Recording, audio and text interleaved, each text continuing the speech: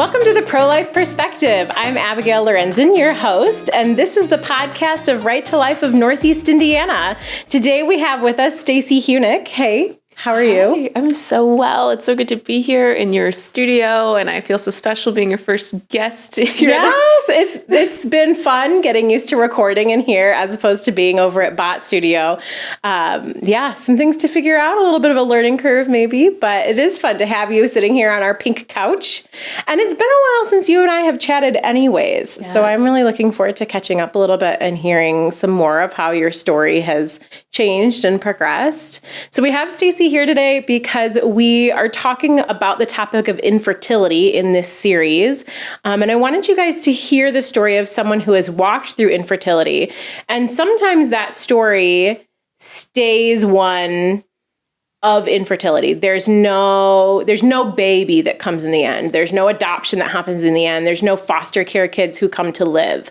And that story you've heard with Katie Schurman in some of our other episodes. Stacey's story is a little bit different than that. But I want to make sure that as a culture, we're not expecting infertility to always be fixed. Sometimes it's not fixed. Sometimes it's just a cross that we carry. So Stacey has agreed to come in, tell us her story again. And like I said, it's been a few years, and it's changed a little bit.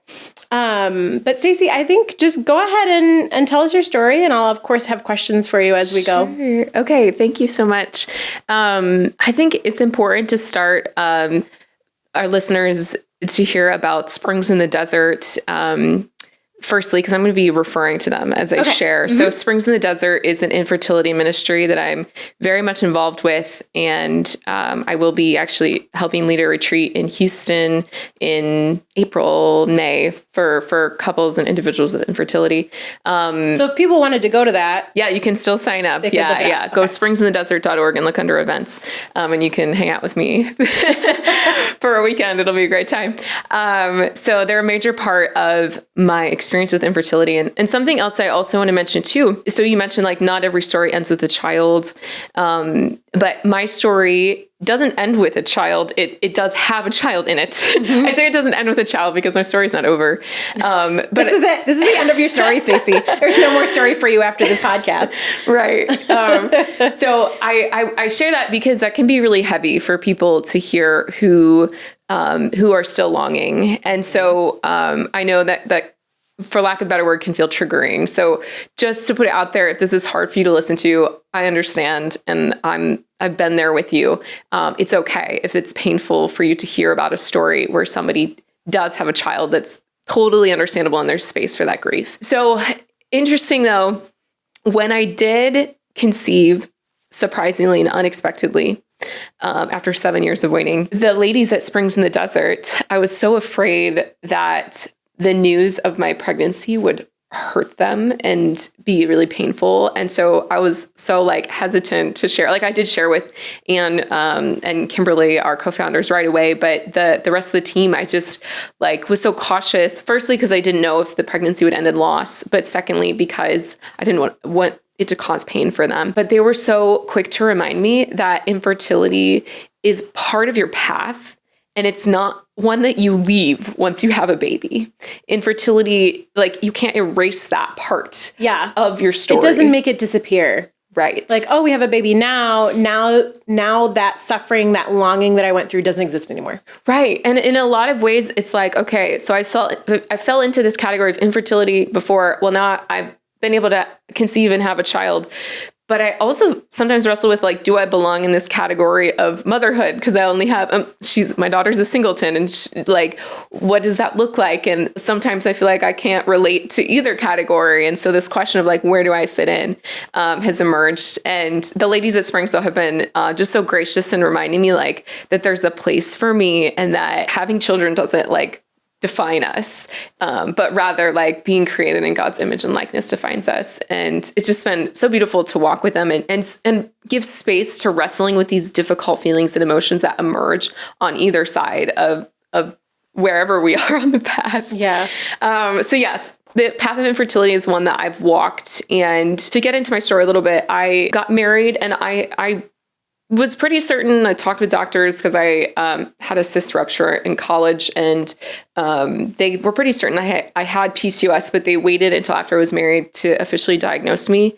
And so I was diagnosed in 2015, right after I got married. And then I had a surgery in 2016, an ovarian wedge resection.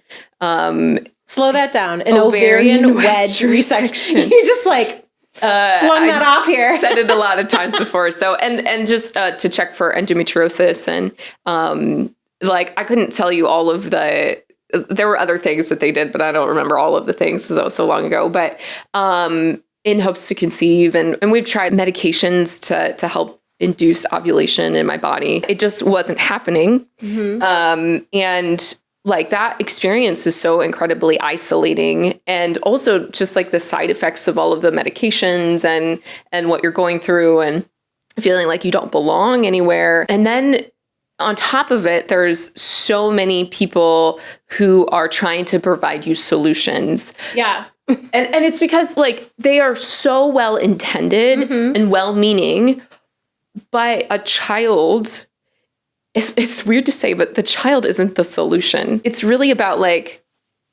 our hearts and aligning them to the Lord and what he's asking of us.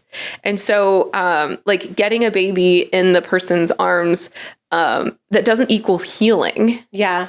Healing can look so many different ways, and it can include a child, and it may not include a child, because that's a separate calling and gift from the Lord. Children are gifts that we receive. Similar to adoption, when you talk about people offering solutions, and I'll want to come back to this, I think, Stacey, and sort of pick apart what kinds of things did people say to you, and how did that affect you? Because I tend to be an advice giver. I'm trying to get better about this in my life, but I would be that person who'd be like, "Oh, well, did you try this? And have you looked into this?" And which can be really, really difficult for a person to sit through and endure somebody barraging them with all of these suggestions. Yeah. So I think I want to come back to that in a little bit. Sure. But yeah, with people be like, "Oh, you can't have your own baby. Well, why don't you just adopt?" There's lots of people who need to be adopted. Why don't you take one of mine? Don't things not to say. This idea of putting a baby in the person's house, in the person's arms, is not actually the solution. Right. I think part of the experience of infertility for me was I have all of these health things that are going along with causing the infertility. And so a lot of it for me was it wasn't just about the baby, but it was the desire to bring about restoration in my body, to bring about health that would then lead to having a child. Right. And so even going to doctor's appointments and stuff, it just felt sometimes incredibly focused on the outcome of a child. Even apart, we didn't pursue artificial reproductive technologies. You were doing NAPRO, right? Stuff? NAPRO technology, and even within that context, there was just felt like a lot of pressure to achieve a child. I say it in quotes, air quotes, because a child is a gift, right? It's not an achievement, and we can sort of line things up, but ultimately, you can't have babies any faster than God gives them to you. Exactly. And so a lot of the later part of those 7 years of waiting was sort of releasing myself of the pressures that was put on by me, by my family, by my doctor, all the pressures, or by this false sense that I wasn't doing enough to contribute to a culture of life because I didn't have children. Interesting. So there was a social pressure that you felt there. Yeah, I think particularly being Catholic, you hear Catholics tell stories about how I was at the grocery store and somebody made a remark about how don't you know what causes children, or because they have so many kids with them. And so in a lot of ways, people with large families are this witness to the gift of children and to putting themselves into God's hands and what he desires of them. And so when you're doing that, but in a way that's intangible, the enemy wants to creep in and try to get you to believe these lies about your witness and Yeah. how effective it is. It's interesting that you mentioned this at all, because I have a gap in between our kids that's larger than what most people in my realm of the world think is normal, right? So usually it's like, oh, it's the 2 years or the 18-month gap. And so my oldest was getting a year and a half, 2 years. Our lovely volunteers here at Right to Life started asking, "Oh, Abby, when are you thinking about having another one?" Well, Ruth's birth was traumatic, so like I purposefully was like, I'm not on the bandwagon yet. Tom, same thing happened, right? Tom's getting older. People are starting to ask, and I think because I work for Right to Life, people were like actually willing to ask me out loud. Like, oh, why are you, what are you thinking? And I'm like, this is a really personal question. Do you want a really personal answer?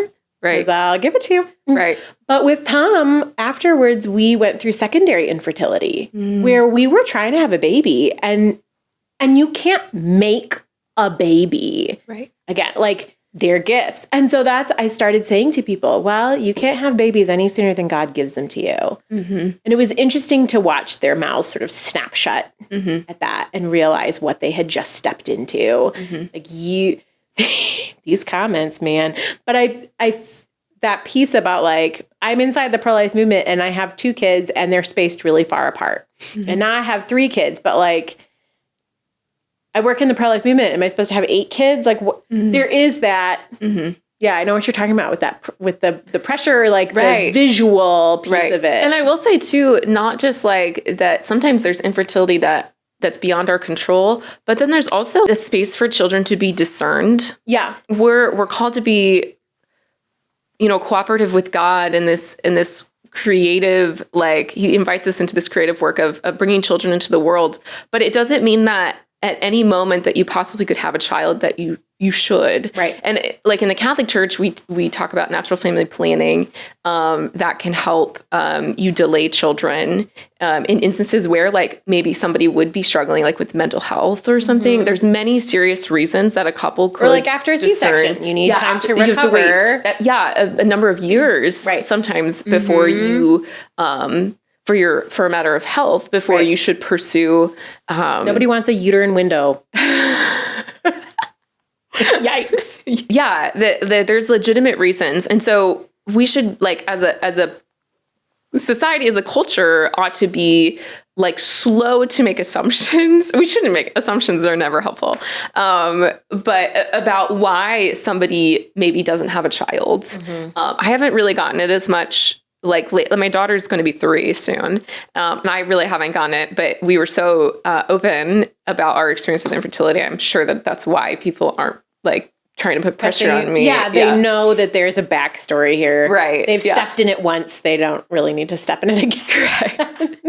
But also I say that, like, you mentioned that comment about, well, when are you gonna have children? I'm like, that's a comment that I've made before. Like, if I'm doing honest self-reflecting, because I didn't know any better. I was young.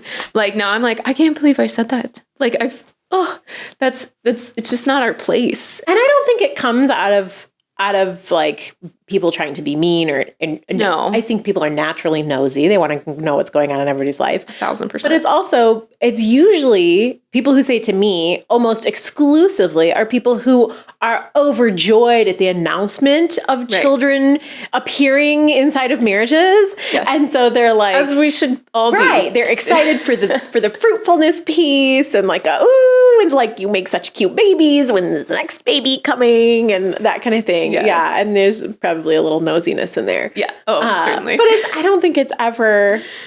It's never malicious. I can't really think of a time where it's malicious. No, it's not. I've had people That doesn't mean it doesn't cause real pain, though. Right. Because it does. It can cause real pain, but it's not intentional. So anyways, okay, but maybe back to my story. So big tangent there. Yeah. So it was really through this conversation about discerning treatments that, which for us, it never meant doing anything outside of what the Catholic Church taught. We're very stay close to what, our beliefs and what the church teaches. So it wasn't like discerning those things, but even within like what the church teaches, like discerning what we should and shouldn't pursue just to like care for ourselves, because they can be very demanding. Yeah. And there can be a lot of side effects. And even within like, so artificial reproductive technologies aside, because that wasn't something we're pursuing, like even within the context of what the church allows, there's just so many things that you could do all the things to try to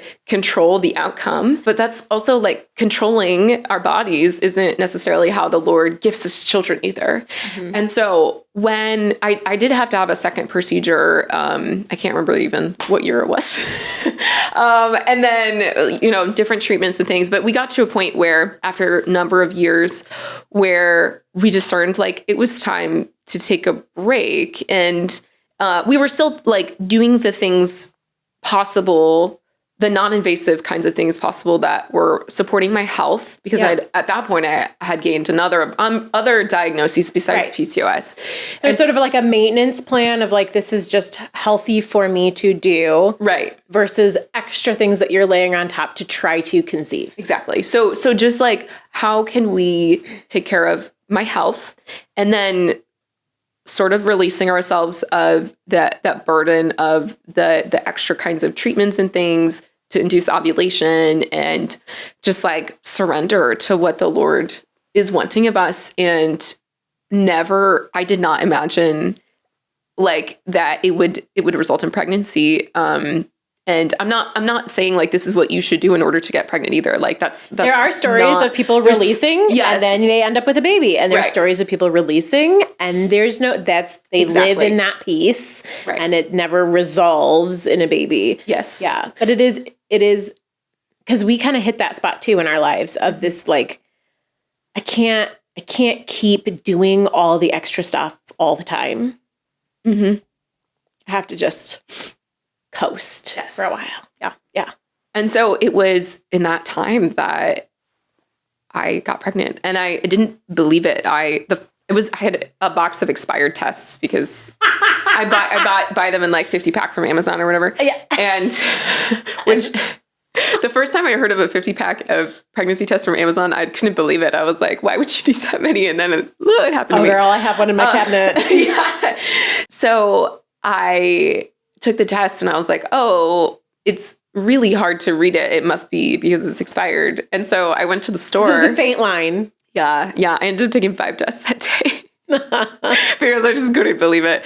And I told my husband when he got home from work, I kept it to myself all day because I wanted to tell him in person. And it was just really special. And but also like wrapped up with that was not just the fear of like the other people being hurt by the news that I was sharing, but also the fear of loss. Like we didn't know what the next thing was. And so being very cautious about just what's next and trying to keep ourselves in check with our emotions and everything.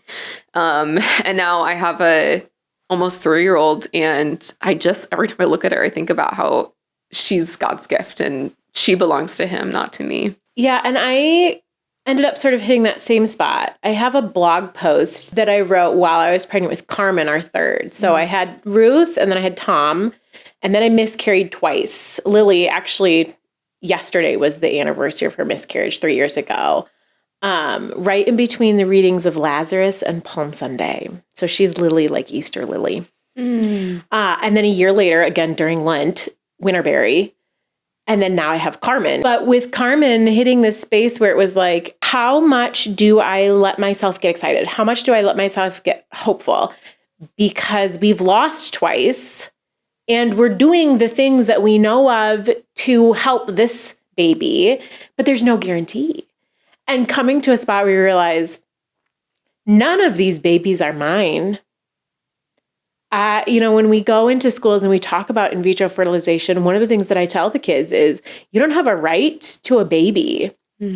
Even my children, I have a right to raise them because they are biologically my children, but I don't have a right to them. Like they're God's, and I have them in my home for as long as he gives me with them, but I cannot hold on to them. If he decides that he's taking them back, they're not mine. And that was, it doesn't look freeing maybe, but it was really freeing to realize like, I don't have to worry about this pregnancy because I'm just going to enjoy it for as long as God lets me care for this baby. And so it let me max out that pregnancy time and the joy in that, because it was like, okay, well, I don't know when he's going to take this baby back. It might be when she's 90 years old. Who knows? But I'm going to max out the time I have right now. Mm-hmm. And it was really interesting to go through my 5th pregnancy with that new perspective. Mm. And you went through your 1st pregnancy with that. Yeah, kind of. Yeah. This fear that kind of creeps in that you have to be like, no. Right. Yeah. Either I have a God and he's all powerful and all loving, or I don't. And if I do, then we're going to put the fear back down where it belongs. Doesn't mean that it didn't affect me some days, but sure. Yeah. It's a constant.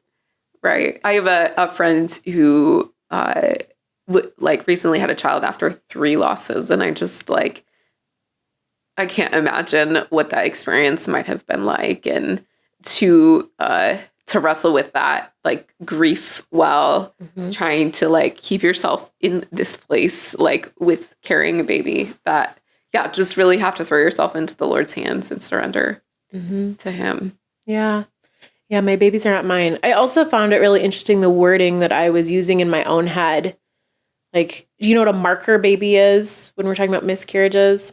No, I don't. A marker baby is someone else's baby who is the same age as what your baby would be. Yeah. So you look at this friend's baby, and that's what your baby, they're walking, they're, they're dressing themselves, they're being little nut jobs during church.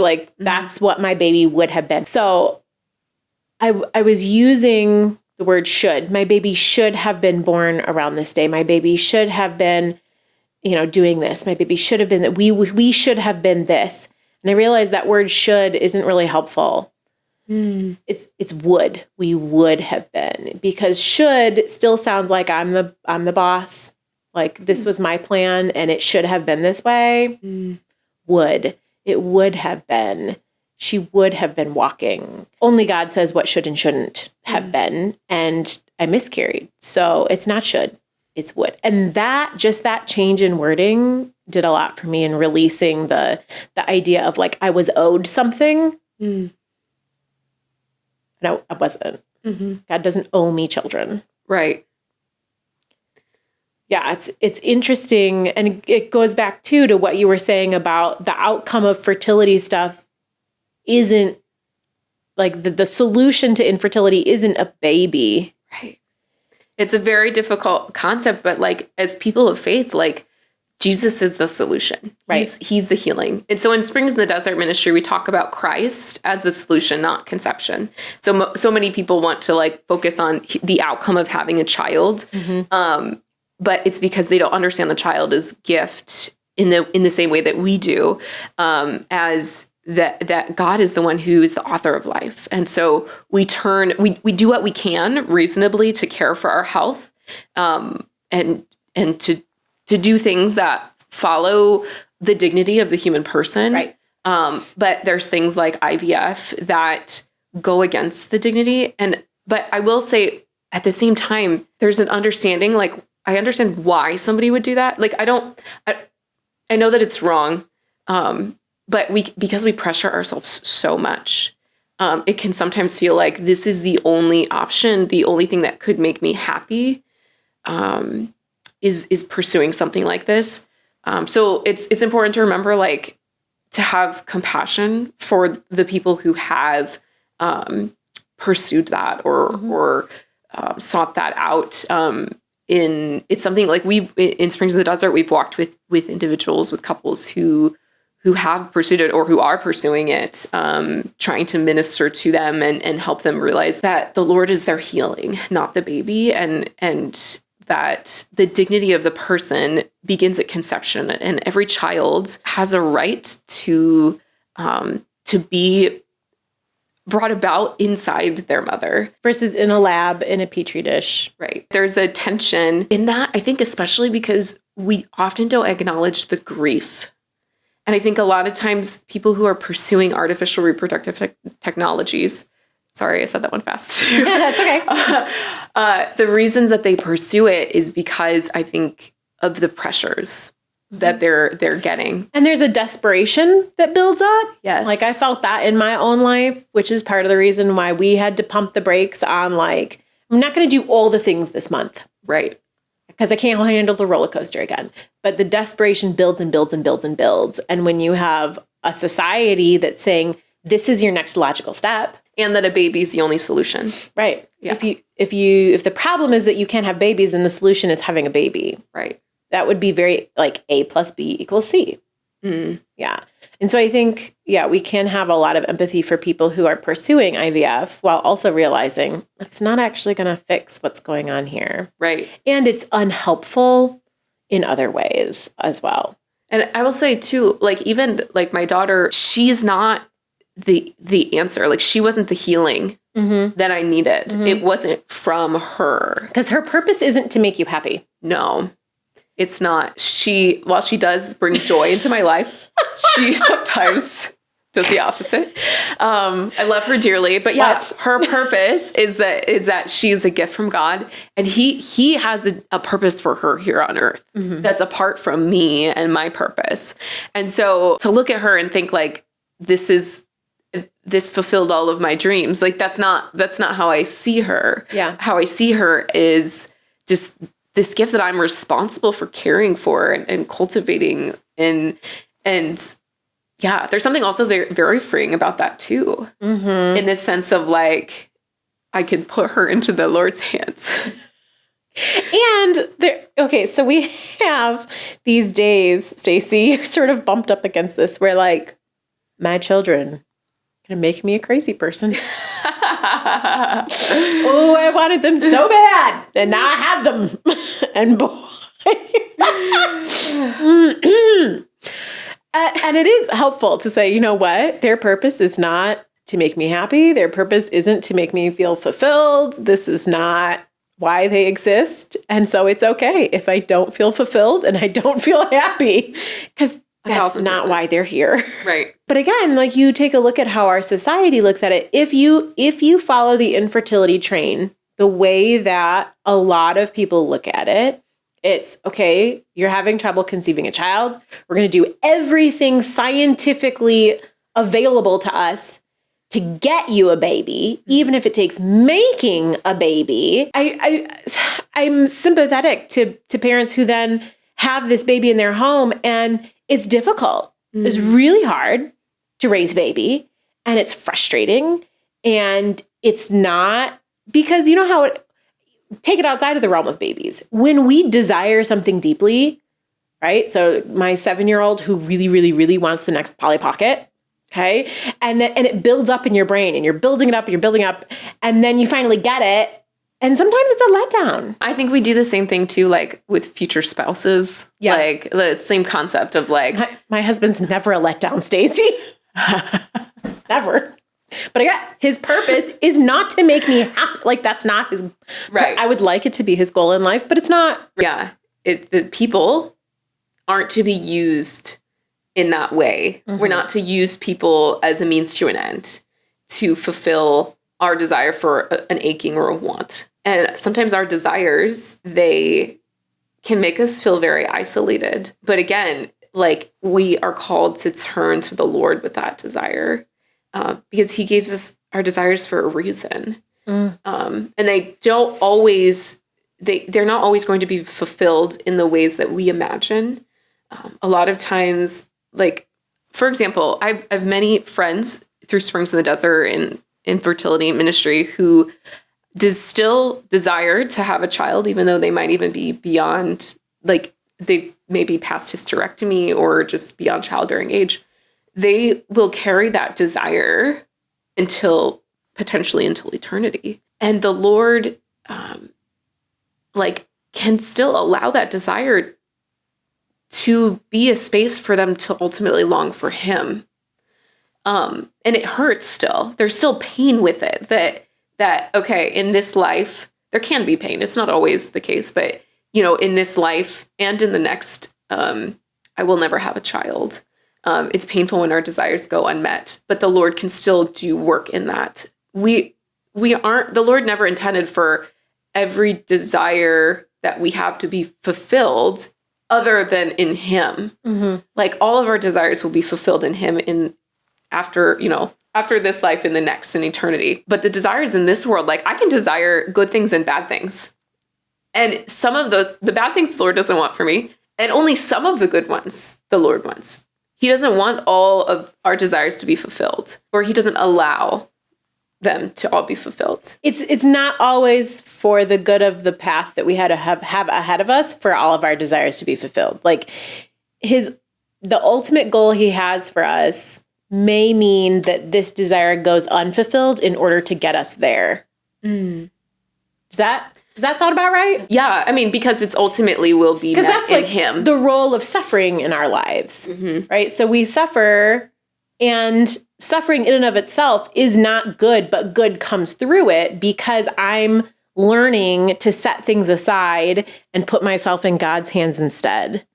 Like my and the Lord can miscarriages do work through that suffering. Big time. Right. Yeah. Wouldn't wish it on anybody, but boy, it can really move the needle. This opportunity for suffering shouldn't be wasted. Like the Lord wants to meet us in that suffering, and he wants to fulfill our desires. And it may not be in the way that we imagine, but he will fulfill our desires. We have to trust him. That's where the role of trust comes in, and that means like letting go of things, like even the things that people are pressuring us to do. We have to let go of those things to seek the Lord, to accept whatever his will is for you. Yeah, I think a lot of it is relinquishing control and realizing, like, who am I dependent on? That was a big piece for me. Like, my doctors cannot keep my babies alive. I cannot keep my babies alive. There's only one person who can keep my babies alive, and he's not telling me whether or not he's going to do it.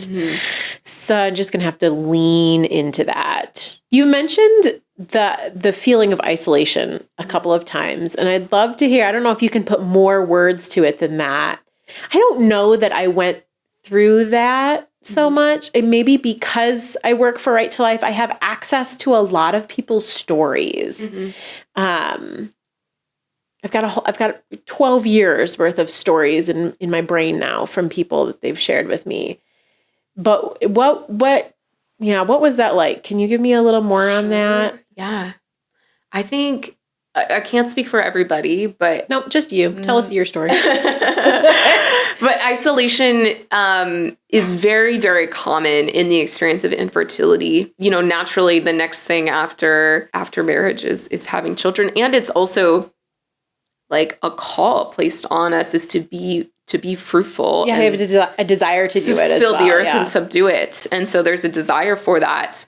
And infertility is more frequently happening than you would think. I think the CDC statistic is 1 in 5 will at some point experience infertility. So that's not like primary, but primary and secondary. So some kind of infertility. Yeah, at some point in their childbearing years. Right. So it's more common than you think, but it's not the norm for what you expect. You don't go into marriage planning or any relationship planning to have infertility. Like you go in and you have to say, like at my wedding, like that I am open to receiving children. Yeah. If you've never been to a Catholic wedding, they have fantastic like wording and vows surrounding this stuff. That's not in everybody else's vows. Right. Like LCMS Lutheran Church, we don't get asked to say that we're open to children. I wish they would. And even people who are like beyond childbearing age, like the vows are the same.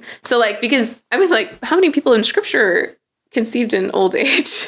Well, and there's other ways that children enter your life too. Right, there are. So we can think a little more broadly. Right. And also too, we think broadly too when it comes to fruitfulness. Like fruitfulness doesn't just look like children. Fruitfulness can look so many different ways. And I think that's one way to like kind of break the isolation is to help.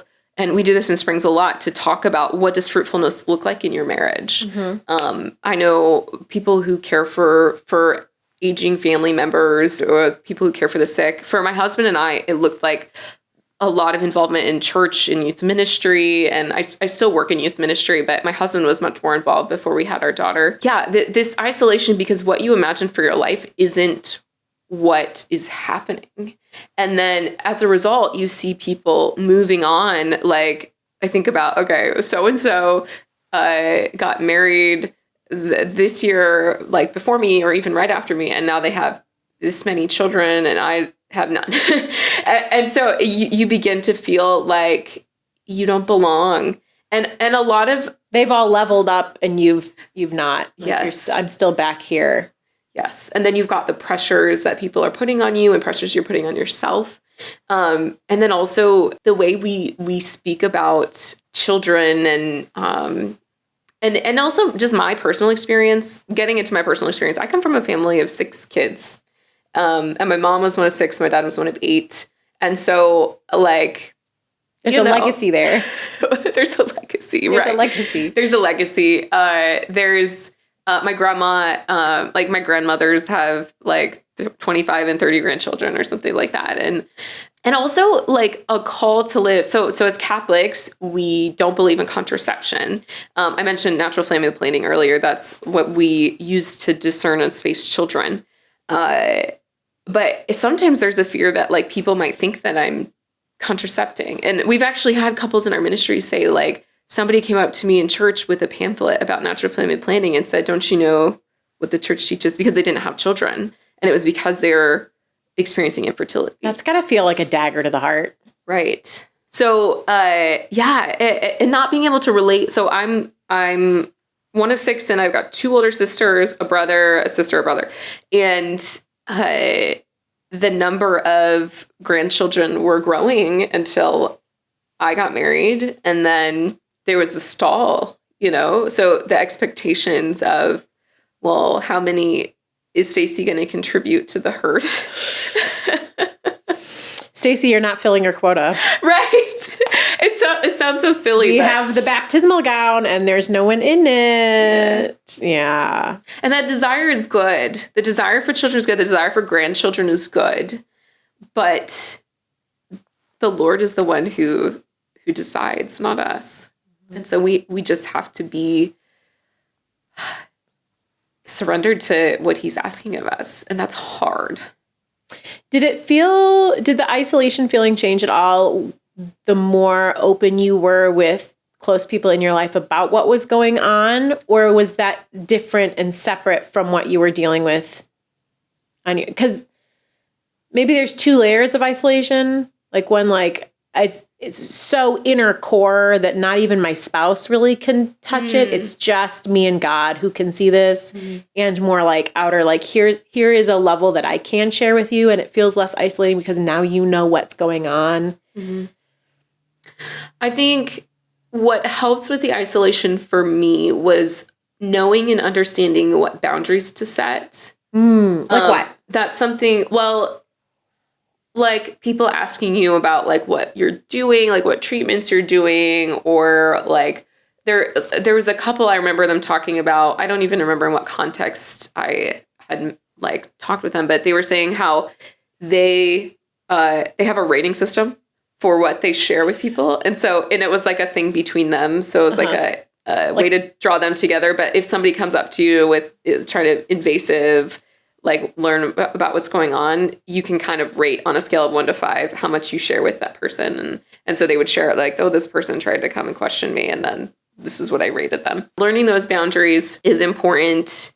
And it's not rude necessarily to like be like, hey, that's not something I'm going to share with you. It's a really personal question.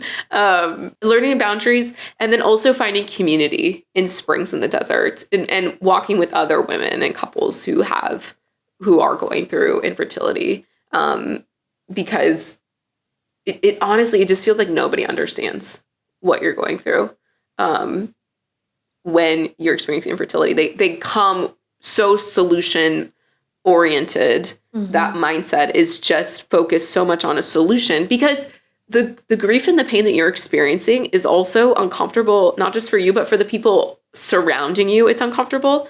And if you have a hard time knowing how to place that grief, they have an even harder time knowing. Like, it was painful for my sisters or for my parents and my in-laws to have to see what we were going through. And so they had a hard time knowing like what to do and what to say, because it was uncomfortable, not just for me, but also for them. Well, and like what you said about telling the other staff members at Springs in the Desert, telling the other people, like those core ladies, because I had that with one of my pregnancies. I had a close person in my life who had been struggling with infertility. And it's like, okay, now, like, how am I going to tell you? So for your family members who are getting pregnant and having their babies, and you're being invited to baby showers, and that's hard for everybody who's aware of what's going on. Right. Yeah. Baby showers. Oh, that's a really difficult one. And like to go, to the challenge of like, do I go? Do I not go? Because it's going to be so difficult. And people really misunderstanding like why you would not want to go. And we talk about that too a lot in Springs in the Desert, is like, what do you do with a baby shower invitation? And really teaching that discernment of like, okay, it's okay to say no if maybe this is when you need to sit out, or maybe like create a plan where you're going to go, you're going to stay this length of time. And maybe there's one person at the shower that you've shared a little bit your story with, and they can cover for you if you need to leave early, and they'll understand. There's lots of options. It's not a right or wrong, but yeah, those kinds of things become so incredibly isolating. Even just like walking past the baby section of the grocery store, or like going to church when there's like, I go to St. Charles. There are many 12-passenger vehicles, maybe even 15-passenger vehicles in our church parking lot. And so beautiful. I like so like generous people who are open to whatever giftings God wants to give them. That's beautiful. It doesn't mean it's not hard. It doesn't make it not hard. Yeah. Did you know of anybody who had been through the infertility journey, who had borne that cross and borne it gracefully before you started that journey? Like, did you have any reference for this? Because I'm wondering if that is a key difference between like what I went through and the stories that I've heard from other people. Really, actually, okay, well, I'll say two things. There's a couple that I knew when I was younger that I haven't really stayed in touch with, but I remember thinking as a kid, like, why don't they have kids? And maybe asking my parents about them. But I'm not closely in touch with them, but I would think about them sometimes. But I did have a conversation. There's this, this woman who's, she used to call herself a hobo for Christ. She was a traveling speaker, and I hosted her at my house once. Her name's Meg Hunter-Kilmer. She works at the University of Notre Dame now. Okay. And she's an author. She's written books and stuff, but for like 7 years, she was on the road, just like speaking and preaching the gospel. And, I hosted her at my house so she could speak at St. Charles to the youth ministry. And I remember, because she studies the saints, and I remember lamenting to her, like, I don't know a saint. As Catholics, like, saints are so special and important to us because they witness this life of holiness that we're called to strive after. Yeah. And so I was like, I don't know any saints. Like, this is the saints that they tell you to ask their intercession, ask for help, to take your prayers to God, are usually like Saint Gerard, who's a celibate man. And so like, that was like a hard connection for me like, I just have a hard time connecting with him. And I know somebody who's not even Catholic who has a devotion to Saint Gerard, and they like struggled with infertility, and they prayed and said, Saint Gerard, please like lift my prayers to heaven, lift them to God. And they ended up conceiving. So like, that's beautiful.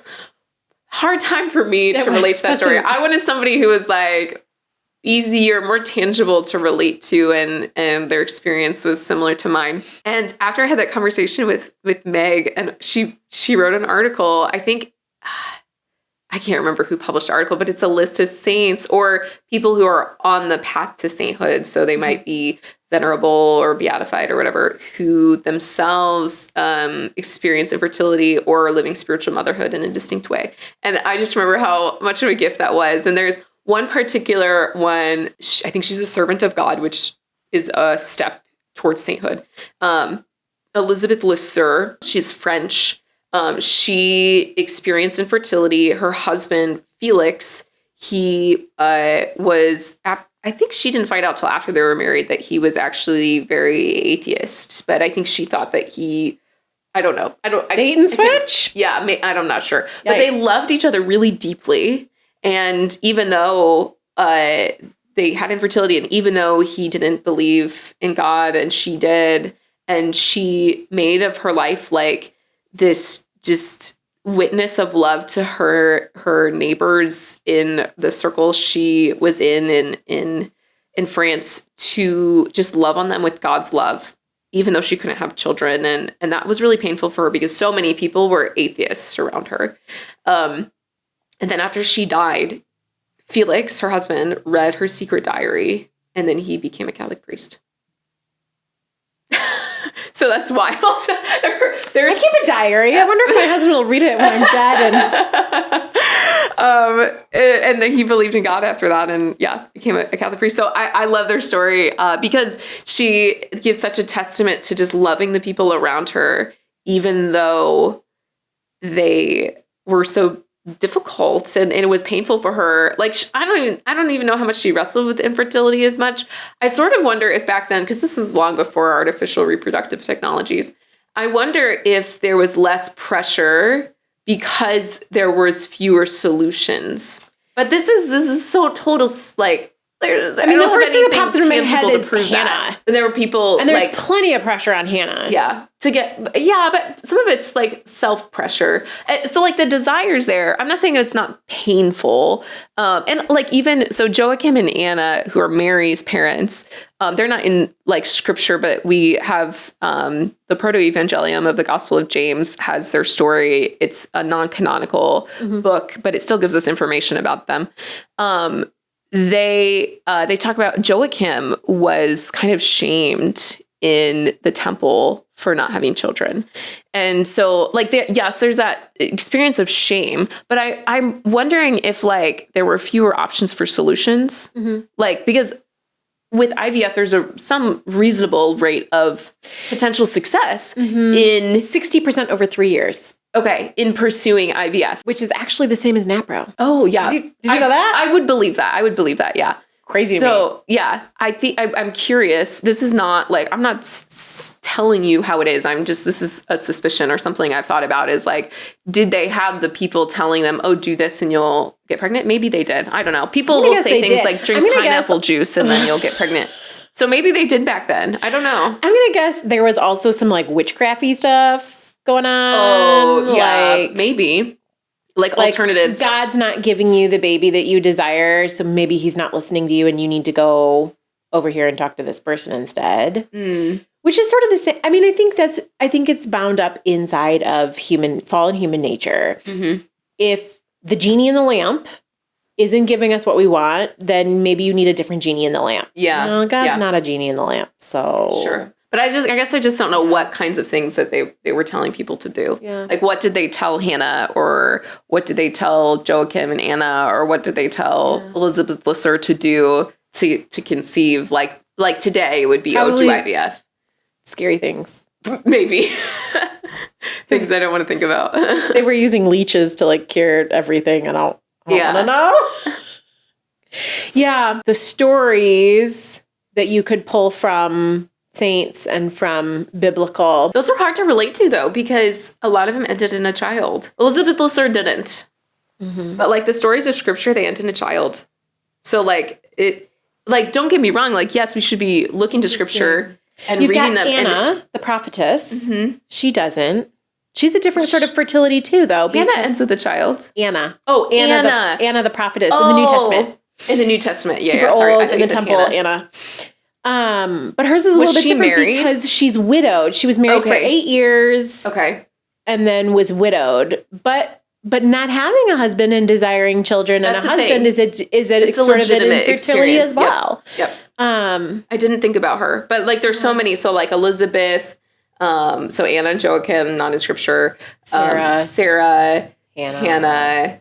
But you didn't have anybody in your life before you were married that had this like open narrative of infertility, because I don't think so. I mean, not that I can think of. That is something that I have thought a lot about, that like my miscarriages, my secondary infertility, I think I had an easier time walking those paths because so many people had shared so openly their stories with me that I already had a reference for it. I do also think that the experience of miscarriage might be more frequent than I think it's possibly one in 8 pregnancies. 1 in 8 pregnancies. I've heard it even more than that, but I don't know. My statistic may not be wrong. May not be right. So and I feel like it's a hard thing to track, really. It very much so is. Associated with miscarriage, there is a tangible loss, whereas like sometimes like you have a child that you can find. Sometimes I not. couldn't really with either of mine. Sometimes not. So I think that there's a thing to be grieved. Whereas with infertility, it's a bit more mysterious because there's not a tangibility to it. What you're grieving is the loss of a dream. Yes. So I had my husband, this is what he said to me. He said, well, maybe if you didn't plan so much, it wouldn't be so hard. The loss of the dream. But I think he put his thumb on it in a way that like the loss of the dream, which that's also happens with miscarriage. There's a loss of the dream too. But there is a tangibility too that comes along with miscarriage that I think it makes it easier for people to relate to. I'm not saying it's easier. I'm not like child loss is to be like one of the most difficult sufferings I can ever imagine. And I've never experienced it. So I'm not saying that it's like makes it easier. Miscarriage is somehow better than infertility. Right, yeah, that's not what I'm saying at all. But there's something that you can like, there's a tangibility to the loss of a child that isn't there with infertility. And it's maybe easier for the community to wrap around. Yeah. I think we're still bad at it. There's like a legitimate need. Like this woman who has lost a child, like physically is in need. Like we need to take her a meal or something to care for her. But when it comes with infertility, oftentimes like there's not, it's like what's tangible, like what can you hold on to in the loss? It's invisible, it's often concealed. And there's also some concealment too with miscarriage too, that happens as well. There's overlap there. But I think it's just that the concept is harder to grasp. Yeah. Well, we've been a lot of places in this conversation. We have been so many places. It's a huge conversation to have. I mean, it's huge. And I think people don't talk about it enough. So is there anything else in our sort of meanderings here that you feel like, I really wish people knew this about what it looks like to walk through infertility? I think that for people who don't have infertility, I think what would be helpful for them to know is like that we need your prayers and we need you to reach out to us in the way that you would a normal person. In the sense of like, hey, I'm here for you if you need anything, or let me know if you have some kind of like treatments or something coming up because I would like to pray for you, or maybe if you have surgery, like I could bring you a meal, in that sense. And then also there's something that I don't think is talked enough about is spiritual motherhood and spiritual fatherhood also. And this is very much the woman's side of things on this episode.